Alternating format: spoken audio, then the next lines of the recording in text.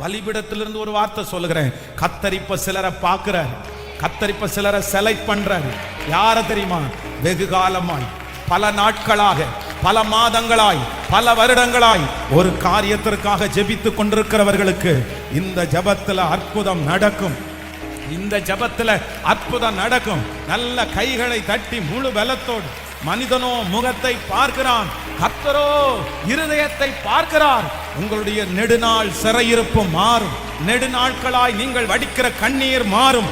நெடுநாட்களாய் நீங்கள் சுமக்கிற சுமைகளை ஆண்டவர் இறக்கி வைக்க போகிறார்.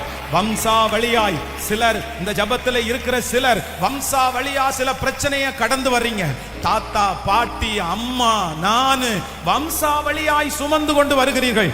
பல வருடங்களாய் மாறாத போராட்டம், தலைமுறைகளாய் மாறாத போராட்டம். கர்த்தர் பார்க்கிறார். நெடு நாட்களாய் வியாதியாய் இருக்கிற அந்த மனிதர்களை கர்த்தர் பார்க்கிறார். ஹல்லேலூயா.